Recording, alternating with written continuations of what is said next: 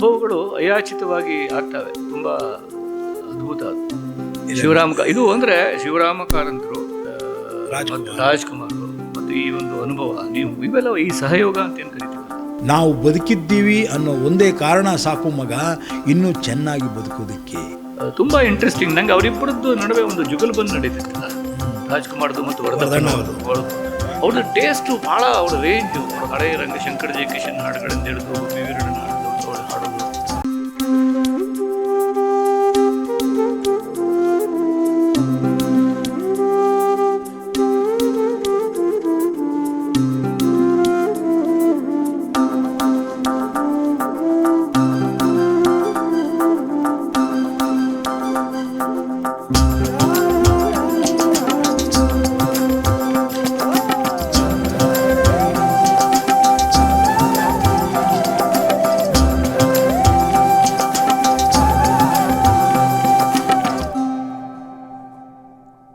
ಹಗಲು ಬಂಗಾಡಿ ಬೆಟ್ಟದ ಮಧ್ಯೆ ವಿಶಾಲವಾದ ಹಸಿರಿನ ಮಧ್ಯದಲ್ಲಿರುವ ಬಂಗಾಡಿಯನ್ನು ಬಿಟ್ಟು ಹೊರಡುತ್ತಿರುವ ಮನಸ್ಸು ಕಲ್ಲಿನಂತಾಗಿರುವ ಮುತ್ತಯ್ಯ ಅದನ್ನು ಕರಗಿಸಲು ಪ್ರಯತ್ನಿಸುತ್ತಿದ್ದಾನೆ. ಶಂಕರ, ಇಲ್ಲ ಮುತ್ತಯ್ಯ, ಹೀಗೆ ಮಾಡಬೇಡ, ಆತರದಲ್ಲಿ ತೀರ್ಮಾನ ತಗೋಬೇಡ ದತ್ತಣ್ಣ, ನನ್ನ ಮಾತು ಕೇಳೋ.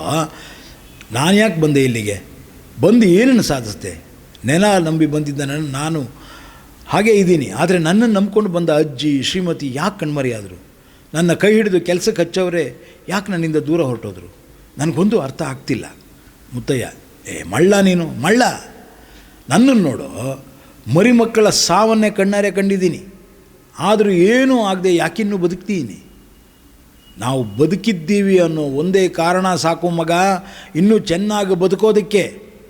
ನಡಿ ಕೆಲಸ ಶುರು ಮಾಡವಾ. ಈ ಮಾತು ಭಾಳ ಇಂಪಾರ್ಟೆಂಟ್ ಅಂತ ನಾನು ಹೇಳೋದು. ನಾವು ಬದುಕಿದ್ದೀವಿ ಅನ್ನೋ ಒಂದೇ ಕಾರಣ ಸಾಕು ಮಗ ಇನ್ನೂ ಚೆನ್ನಾಗಿ ಬದುಕೋದಕ್ಕೆ. ಇದು ಆಸೆಯನ್ನು, ಹೋಪನ್ನು ಪ್ರತಿ ಯಾವುದೇ ಒಂದು ಕಲಾತ್ಮಕ ಚಿತ್ರ ಅಥವಾ ಕಲಾತ್ಮಕವಾದಂತಹ ಕಲೆ ಬದುಕನ್ನ ಹೋಪ್ಸನ್ನು ಕೊಡಬೇಕು, ಒಂದು ಜೀವನ ಪ್ರೀತಿಯನ್ನು ಕೊಡಬೇಕು. ಹೌದು, ಒಂದು ಹುಮ್ಮಸ್ಸು, ಹುರುಪು.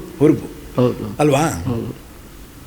ಅಲ್ಲಿ ಹೇಳ್ತಾನೆ, ಇಲ್ಲ ಮುತ್ತೆಯ, ನಾನು ಇಲ್ಲಿ ಯಾರಿದ್ದಾರೆ, ಹೊರಟೋಗ್ಬಿಡ್ತೀನಿ, ನಾನು ದಿಲ್ಲಿಗೆ ನಾನು ವಾಪಸ್ ಹೋಗ್ತೀನಿ ಅಂದರೆ ಸುಂದರ್ ವಾಯ್ಸ್ ಬರುತ್ತೆ, ಸುಂದರ್ ರಾಯರದು. ಶಂಕರ್ ಅಂತ ಅಪ್ಪ ಅಂತ ಓಡೋಗ್ತಾನೆ, ಅಪ್ಪ ಬಂದುಬಿಟ್ಟಿದ್ದಾನೆ. ಶಂಕರ ಹೇಳ್ತಾನೆ, ಸುಂದರ್ ರಾಯರು ಹೇಳ್ತಾರೆ, ಶಂಕರ್ ಯಾರು ಎಲ್ಲೂ ಹೋಗಬೇಕಾಗಿಲ್ಲ, ನಿನ್ನ ಮುಂಗುರಳನ್ನ ಬೀಸ್ತಾ ಇರೋ ಈ ಗಾಳೀಲಿ ಅಜ್ಜಿ ಉಸಿರಿದೆ, ನಿನ್ನ ಮುಂಗುರಳನ್ನು ನೇವರಿಸಿ ಬೀಸ್ತಾ ಇರೋ ಈ ಗಾಳೀಲಿ ಅಜ್ಜಿ ಉಸಿರಿದೆ. ಇಲ್ಲಿನ ಪ್ರತಿ ಹೊಸ ಚಿಗುರಿನ ಕಣ್ಣಿಂದ ಶ್ರೀಮತಿ ನಿನ್ನನ್ನು ನೋಡ್ತಾ ಇದ್ದಾಳೆ. ಮತ್ತಿಲ್ಲಿಗೆ ನಾನಷ್ಟೇ ಅಲ್ಲ, ಯಾರು ಬಂದಿದ್ದಾರೆ ನೋಡು ಅಂದರೆ ಅಲ್ಲಿ ತಾಯಿ ನಿಂತಿರ್ತಾಳೆ. ಬೇಟಾ ಅಂತಾಳೆ. ಶಂಕರ್, ಬೇಟಾ ನಾನು ನಿಮ್ಮ ಜೊತೇಲಿ ಇರ್ತೀನೋ, ಕನ್ನಡದಲ್ಲಿ ಹೇಳ್ತಾಳೆ ಅವಳು. ಬಾಮ್ಮ ಅಂತ ಇಬ್ಬರು ಕೂತ್ಕೋತಾರೆ. ಐ ಥಿಂಕ್ ತಂದೆ ತಾಯಿ ಇಬ್ಬರನ್ನು ತಬ್ಬಿಕೊಂಡು ತನ್ನ ಮನೆಗೆ ಕರೆತರ್ತಾನೆ. ಅಲ್ಲಿ ವರಲಕ್ಷ್ಮಿ ಅವನಿಗಾಗಿ ಬಾಗಿಲಲ್ಲಿ ಕಾಯುತ್ತಿದ್ದಾಳೆ. ಅವಳು ಬಂದಿದ್ದಾಳೆ. The whole thing starts again. ಬಂಗಾಡಿಯಲ್ಲಿ ಅವರ ಹೊಸ ಜೀವನ. ವರಲಕ್ಷ್ಮಿ ಶಂಕರ ತಾಯಿ ವೈದ್ಯಕೀಯ ನೆರವನ್ನು ನೀಡುವುದರೊಂದಿಗೆ, ಶಂಕರ ಮತ್ತು ಸುಂದರರಾಯರು ವ್ಯವಸಾಯದಲ್ಲಿ ಇಡೀ ಹಳ್ಳಿಗೆ ನೆರವು ನೀಡುವುದರೊಂದಿಗೆ ಎಲ್ಲರ ಕನಸು ಮತ್ತೆ ಚಿಗುರುತ್ತದೆ. ಕರೆಕ್ಟ್. ಸೊ ಸಂಭಾಷಣೆಯನ್ನು ಎಷ್ಟು ಆತ್ಮೀಯವಾಗಿ ಮತ್ತು ಎಷ್ಟು ಪ್ರಯೋಗಾತ್ಮಕವಾಗಿ ಮತ್ತು ಎಷ್ಟು ಬೇಕೋ ಅಷ್ಟೇ, ಏನು ಉದ್ದಕ್ಕೆ ಎಲ್ಲೆಲ್ಲೋ ಹೋಗೋದೇನಾಗಿದೆ. ಸಿನಿಮಾ ಅಂದರೆ ಅದು ವಿಜುವಲ್ ಮೀಡಿಯಮ್ ಆದ್ದರಿಂದ ಕಣ್ಣಿಗೆ ಕಾಣ್ತಾ ಇರುತ್ತದು ಫಾಸ್ಟ್. ಅಂದರೆ it is seen faster then heard. ಹೀಗಾಗಿ ಜಾಸ್ತಿ ನೀವು ಮಾತಾಡೋ ಅವಶ್ಯಕತೆ ಇರಲ್ಲ ಅಲ್ಲಿ. ಅದು ಅಲಂಕಾರಿಕ ಆಗಬಾರ್ದು, ಸಂಭಾಷಣೆಗಳು ಟು ದ ಪಾಯಿಂಟ್ ಇರಬೇಕು ಮತ್ತು ಅಲ್ಲಿರೋದಕ್ಕೆ ಹೊಸ ಆಯಾಮ ಕೊಡ್ತಿರ್ಬೇಕು, ಹೊಸ ರೂಪಕವನ್ನು ಸೃಷ್ಟಿ. ಹೌದು. ಈಗ ಒಬ್ಬನು ಇದ್ದವನು ನನಗೆ ಸಿಟ್ಟು ಬಂದಿದೆ ಗೊತ್ತಾ ಅಂತ ಹೇಳಬಾರ್ದು. ನಮ್ಮ ನಾಟಕದಲ್ಲಿ ಹೇಳ್ತಿಲ್ಲ, ಈಗ ಅರಮನೆಯ ದೃಶ್ಯ, ನಾನು ಸಿಂಹಾಸನದ ಮೇಲೆ ಕುಳಿತಿದ್ದೇನೆ, ಅವನು ಕೂತಿದ್ದಾನೆ ಅಂತ ಕಾಣ್ತಾ ಇದೆ, ಮತ್ತೇನು ಹೇಳೋದು ಅಲ್ವಾ? ಸೊ ಆ ಥರ ನಾವು ಆ ಥರದ ಡೀಟೇಲ್ಸನ್ನು ಕೊಡ್ಲಿಕ್ಕೆ ಹೋಗಬಾರ್ದು. ನಿಜ. ಒಟ್ಟಿನಲ್ಲಿ ಇತ್ತೀಚಿನ ಸಂಭಾಷಣೆಕಾರರಲ್ಲಿ ನಾವು ಈ ರೀತಿಯ ಅಪ್ರೋಚ್ಗಳು ಸಿಗುತ್ತಾ, ಅಥವಾ ಸಿಕ್ಕಿಯೂ ಏನಾದ್ರು ಮರ್ತಿದ್ದೀವ? ಇಲ್ಲ, ಐ ಡೋಂಟ್ ನೋ, ನನಗೆ ಜಾಸ್ತಿ ಗೊತ್ತಿಲ್ಲ. ನನಗೆ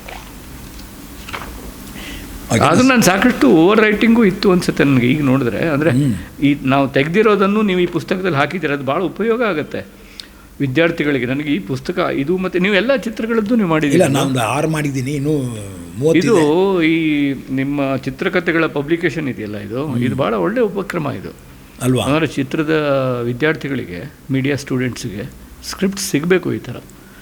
ಇಂಗ್ಲೀಷ್ ಎಷ್ಟೋ ವೆಲ್ ನೋನ್ ಸ್ಕ್ರಿಪ್ಟ್ಸ್ ಎಲ್ಲ ಅವೈಲೇಬಲ್ ಇವೆ, ಕನ್ನಡದ್ದೇ ಅವೈಲೇಬಲ್ ಇಲ್ಲ. ಇದು ಯಾರು ಕೊಂಡ್ಕೊಳ್ಳೋದು ಇಲ್ಲ, ಹಾಗಾಗಿ ಯಾರು ತಗೋತಿಲ್ಲ. ಹೌದು, ಯಾರು ಕೊಂಡ್ಕೊಳ್ಳೋದಿಲ್ಲ ರೀ. ನಮ್ಮವ್ರು ಯಾರಿಗಾರು ಪ್ರಿಂಟ್ ಮಾಡೋಕ್ಕೆ ಬನ್ನಿ ಅಂದರೆ ಬರಲ್ಲ ಯಾರನ್ನು. ಮಾಡಬೇಕು, ಈ ಥರದ್ದೆಲ್ಲ ಆಗಬೇಕು ಅನ್ನೋದು ಭಾಳ ಮುಖ್ಯ ಅಂತ ಅನ್ಸುತ್ತೆ ನನಗೆ. ಸೊ ಅದ್ರಲ್ಲಿ ಗೊತ್ತಾಗುತ್ತೆ ನೀವು ಯಾವ್ಯಾವ ತೆಗೆದಿದ್ದೀರಲ್ಲ ಸಕಾರಣವಾಗೇ ತೆಗೆದಿದ್ದೀರಿ ಅದು. ಯಾಕಂದ್ರೆ ಅದು ಇದ್ದರೆ ಇನ್ನೂ ಭಾರ ಆಗ್ತಿತ್ತಲ್ಲ, ಫಿಲ್ಮ್ ಬಿಡುತ್ತೆ. ಸೊ ಅಕಸ್ಮಾತ್ ನಾನು ವಿಜುವಲಿ ಅದನ್ನು ಕಮ್ಯುನಿಕೇಟ್ ಮಾಡ್ತಾ ಇದ್ದೀನಿ ಅಂದಾಗ ಮತ್ತೆ ಯಾಕೆ ಆಟೋಮೆಟಿಕಲಿ ನನ್ನ ಡೈಲಾಗನ್ನು ಕಮ್ಮಿ ಮಾಡ್ಕೊಂಡು ಬಂದು ಎಷ್ಟು ಬೇಕೋ ಅಷ್ಟಕ್ಕೆ ಬಂದಿದ್ದೀನಿ. ಹೌದೌದು.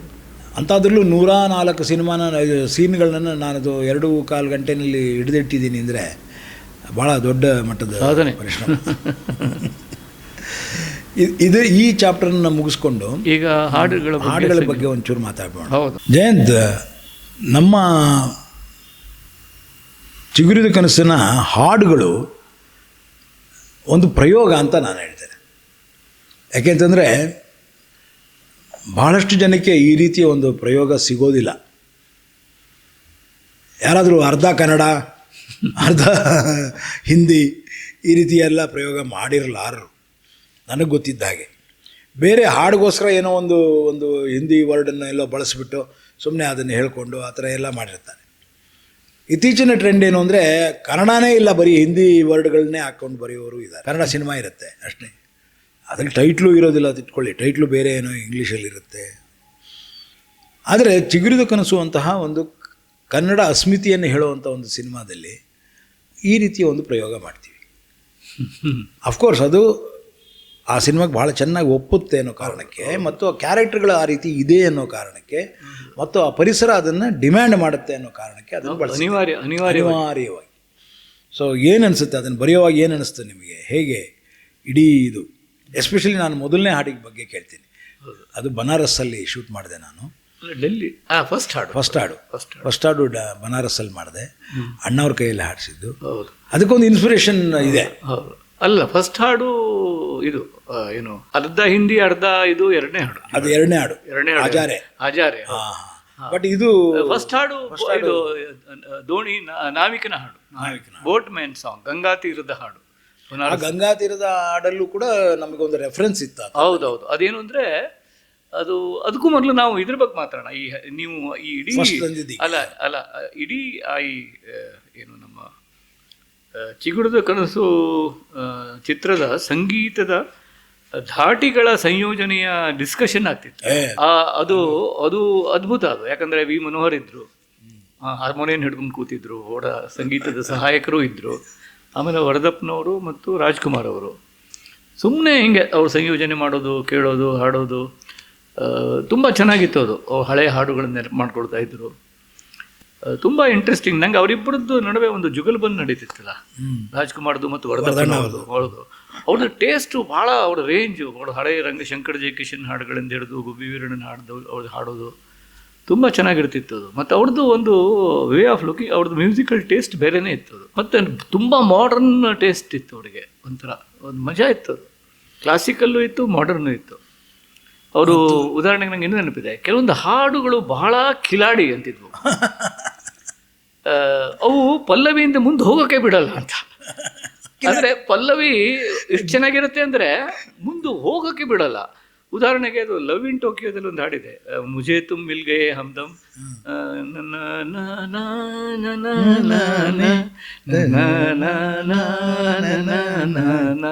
ಜಿಧರ್ ದೇಖೋ ಉಧರ್ ತುಮ್ ಹೋ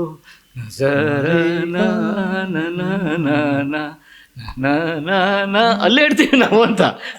ಅದ್ರ ಚರಣ ಹೋಗೋಕೆ ಬಿಡಲ್ಲ ಅವು ಅಂತ. ಬೈ ಚಾನ್ಸ್ ನೀವು ಹೋದರೂ ಮತ್ತೆ ಬೇಗ ಮತ್ತಿಲ್ಲಿ ಬಂದು ಧಡಾರನೆ, ಅದು ಅವಳೇ ಹೇಳಿದ್ದು ನೆನಪಿದೆ ನನಗೆ, ಢಮಾರನೆ ಬಂದು ಮತ್ತೆ ಇಲ್ಲೇ ಬೀಳ್ತೀವಿ ಅಂತ ಹೇಳ್ತಿದ್ರು ಅವರು. ಆ ಥರ ಈ ರೀತಿ ಒಂದೊಂದು ಹಾಡು ಸಿಕ್ಕಿದ್ರು ಅವರು 10 ನಿಮಿಷ ಅದ್ರ ಬಗ್ಗೆ ಮಾತಾಡೋರು. So it was A great combination. ಆವಾಗ ಅದೇನೋ ವಿ ಮನೋಹರ್ ಒಂದು ಧಾಟಿ ಹೇಳೋರು, ಆಮೇಲೆ ಅದಕ್ಕೆ ಇವರು ಹೇಳೋರು. ಸೊ ಅದು ಎಷ್ಟು ವಾರಗಟ್ಟಲೆ ಒಂದೊಂದು ಟ್ಯೂನ್ ಮೇಲೆ ನಡೆಯೋದು. ಹೌದು ಲಿಟ್ರಲಿ ನಾನು ಅದು ನೋಟ್ ಮಾಡಿದ್ದೀನಿ, ಯಾವತ್ತು ಶುರುವಾಯಿತು, ಹೌದೌದು, ಯಾವತ್ತು ಮುಗೀತು ಮತ್ತು ಯಾವತ್ತು ರೆಕಾರ್ಡಿಂಗ್ ಹೋದ್ವಿ ಅಂತ. ಹೌದೌದು. ಸೊ ಆವಾಗ ಈ ಮೊದಲ ಹಾಡು ಅಂದರೆ ಗಂಗಾ ತೀರದ ನಾವಿಕನ ಹಾಡು ಒಂದು ಬರ್ಬೋದು ಅಂತ ಬಂತು.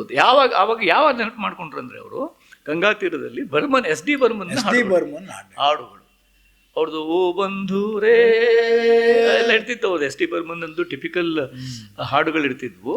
ಆ ಥರದ್ದು ಒಂದು ಹಾಡು ಬೇಕು ಅಂತ ಬಂತು. ಅದಕ್ಕಾಗಿ ನಾನು ಬಂಧುವೆ ಅನ್ನುವಂಥ ಹಾಡನ್ನು ಮಾಡಿದ್ದು. ಅದಕ್ಕೆ ವಿ ಮನೋಹರ್ ಬಹಳ ಸುಂದರವಾದ ಟ್ಯೂನ್ ಕಂಪೋಸ್ ಮಾಡೋದು. ಅದನ್ನು ಡಾಕ್ಟರ್ ರಾಜ್ಕುಮಾರ್ ಹಾಡಿದ್ದು. ಬಹುಶಃ ಅದರ ನಂತರ ಅವ್ರು ಬೇರೆ ಹಾಡು ಹಾಡಿದ್ರೆಲ್ಲೋ ಗೊತ್ತಿಲ್ಲ. ನನ್ನ ಪ್ರಕಾರ ಅವರು ಹಾಡಿದ ಕೊನೆಯ ಹಾಡುಗಳಲ್ಲಿ ಇದು ಒಂದು ಬಹುಶಃ ಕೊನೆಯ ಐ ಡೋಂಟ್ ನೋ. ನನಗೆ ಭಾಳ ಒಂದು ಫಿಲಾಸಫಿಕಲ್ ಆದಂಥ ಹಾಡು ಇದು. ಅಂದರೆ ಒಂದು ಈ ಹಾಡನ್ನು ಕೇಳಿದ ಮೇಲೇ ನಮ್ಮ ನಾಯಕನ ಮನಸ್ಸಲ್ಲಿ, ಶಂಕರನ ಮನಸ್ಸಲ್ಲಿ ಒಂದು ರೀತಿಯ ದಾರ್ಶನಿಕವಾದಂಥ ಹುಡುಗಾಟದ ಒಂದು ಆರಂಭ, ಹೌದು, ತಲ್ಲಣ ಒಂದು ರೀತಿ, ಹೌದು, ತನ್ನತನವನ್ನು ಹುಡುಕುವಂತಹ ಒಂದು ಹೌದು ಶುರುವಾಗುತ್ತೆ. ಹೌದೌದು. ಗಂಗವ್ವ ಗಂಗಾಮಾಯಿ, ನೀವೇ ಹೇಳಿ, ನೀವು ಚೆನ್ನಾಗಿ ಗೊತ್ತೀರಾ. ಹೌದೌದು. ಓ ಬಂಧುವೇ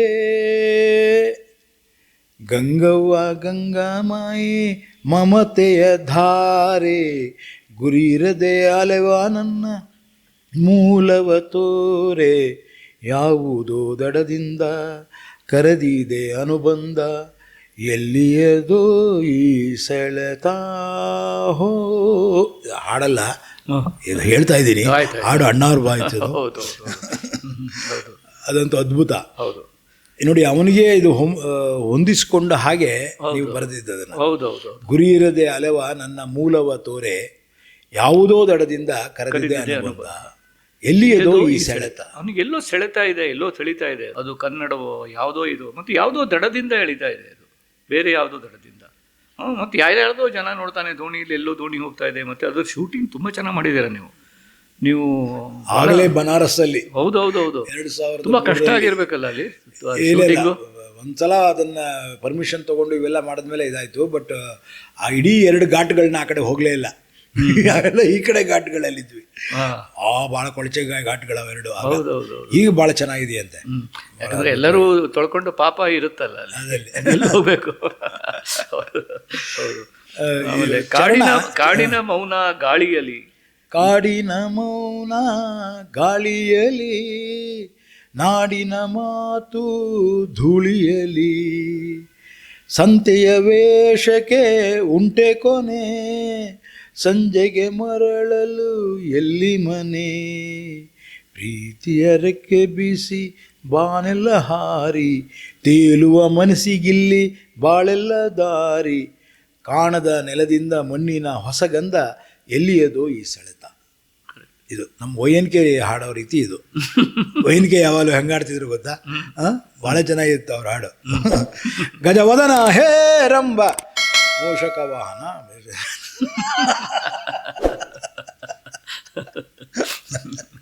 ಆ ರೀತಿ ಇದನ್ನ ಆ ಥರ ಹೊಡೆದು. ಬಟ್ ಏನೇವ್ ಕಾಡಿನ ಮೌನ ಗಾಳಿಯಲ್ಲಿ, ನಾಡಿನ ಮಾತು ಧೂಳಿಯಲ್ಲಿ, ಸಂತೆಯ ವೇಷಕ್ಕೆ ಉಂಟೆ ಕೊನೆ, ಸಂಜೆಗೆ ಮರಳಲು ಎಲ್ಲಿ ಮನೆ.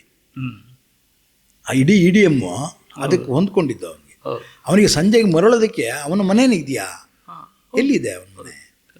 ಪ್ರೀತಿಯ ರೆಕ್ಕೆ ಬೀಸಿ ಬಾನೆಲ್ಲ ಹಾರಿ, ತೇಲುವ ಮನಸ್ಸಿಗಿಲ್ಲಿ ಬಾಳೆಲ್ಲ ದಾರಿ, ದಾರಿ ಉದ್ದಕ್ಕೂ ಬಾಳೆಲ್ಲ ದಾರಿ, ಕಾಣದ ನೆಲದಿಂದ ಮಣ್ಣಿನ ಹೊಸ ಗಂಧ, ಯಾವುದದು, ಎಲ್ಲಿಯದು ಈ ಸೆಳೆತ. ಮತ್ತೆ ಕಾಡಿನ ಮೌನ ಗಾಳಿಯಲ್ಲಿ ಇರುತ್ತೆ. ಗಾಳಿಯಲ್ಲಿ ಕಾಡಿನ ಮೌನನೇ ಇರೋದು.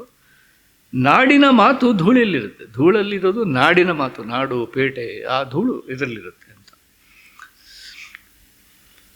ಈ ಕೊನೆ ಈ ಚರಣ ಅಂತೂ 2ನೇ ಚರಣ, ನಡೆಯದೆ ದಾರಿ ದಕ್ಕೋದಿಲ್ಲ, ಕೇಳದೆ ಏನೂ ಸಿಕ್ಕೋದಿಲ್ಲ, ನಡೆಯದೆ ದಾರಿ ದಕ್ಕೋದಿಲ್ಲ, ಕೇಳದೆ ಏನೂ ಸಿಕ್ಕೋದಿಲ್ಲ. ನೋಡಿ, ಹೌದು, ಈಗ ಹಾಗೆ ಇರೋದು ಲೈಫು. ಹೌದು, ನಾವು ನಡೀದೇ ಇದ್ದರೆ ದಾರಿ ಎಲ್ಲಿ ಸವಿತೀವಿ, ಹೌದು, ನಾವು ಕೇಳದೇ ಇದ್ದರೆ ನಮಗೇನು ಸಿಗುತ್ತೆ.